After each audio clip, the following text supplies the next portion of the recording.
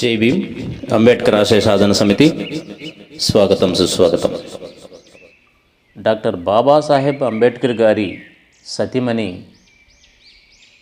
రమాబాయి గారి జీవిత త్యాగం గురించి ఈరోజు ఈ వీడియో ద్వారా మనం తెలుసుకోబోతున్నాం.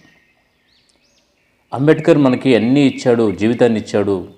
ఆయన ఇచ్చిన రాజ్యాంగ ప్రతిఫలమే మనం ఈరోజు అనుభవిస్తున్నటువంటి పరిస్థితులని అన్ని చోట్ల అందరికీ అన్ని వేళలా ఏ సమావేశంలో అయినా కూడా మనం చెప్పుకోగలుగుతున్నామంటే ఆయన నడుస్తున్నటువంటి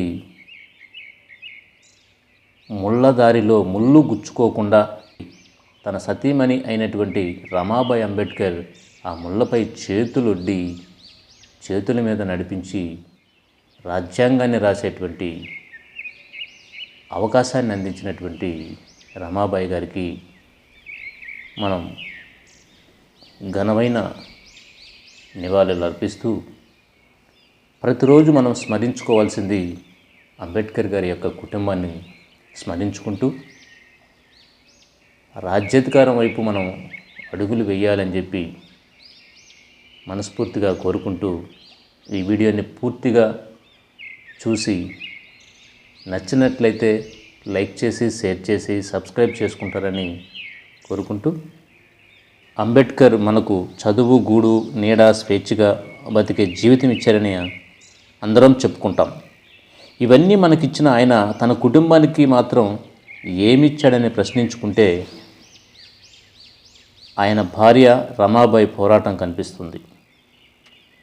అణగారిన వర్గాల కోసం అంబేద్కర్ చేసిన ప్రతి పోరాటంలో చరిత్ర గుర్తించలేని రమాబాయి త్యాగాన్ని గుర్తు చేసుకోవాల్సిన అవసరం ఉంది. అంబేద్కర్కు సహచరిగా ఆమె త్యాగమే నేటి ఈ బడుగు బలహీన వర్గాల బతుకులు. ఆమె 9 ఏళ్ల వయసులో అంబేద్కర్తో వివాహమైంది. ఆమె పోరాటం సామాన్యమైనది కాదు, అసామాన్యమైన త్యాగఫలం. అంబేద్కర్ ఈ దేశానికి, స్త్రీలకు, అట్టడుగు వర్గాలకు, బీసీలకు చేసిన త్యాగం ఎన్నటికీ ఎప్పటికీ మరుగులేనిదే. కానీ చరిత్ర గుర్తించని మరుగున పడిన మహనీయ చరిత తల్లి రమాబాయిది.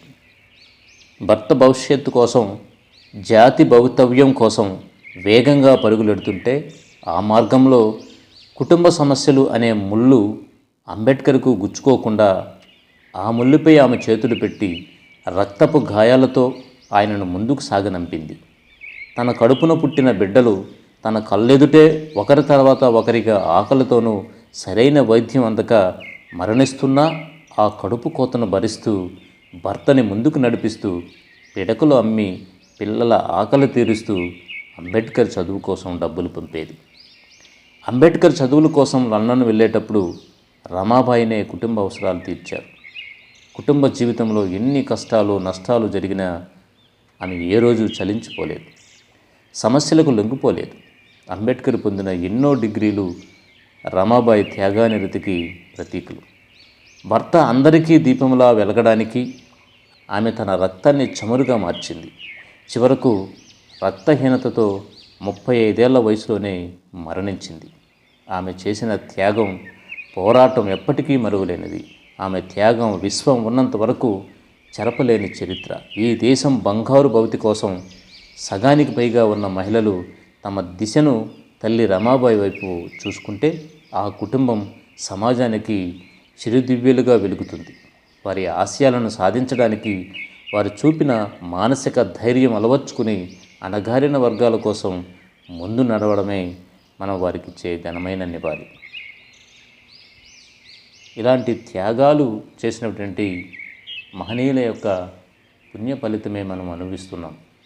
ఒక్కసారి వాళ్ళని స్మరించుకుంటూ వారు వేసిన అడుగులో మనం అడుగులు వేస్తూ సమాజానికి ముందుకు నడిపించాల్సిన బాధ్యత మనందరి వైపు ఉంది. కాబట్టి ఆ దిశగా అడుగులు వేస్తారని మనసారా కోరుకుంటూ, మీ బాలు, అంబేద్కర్ ఆశయ సాధన సమితి.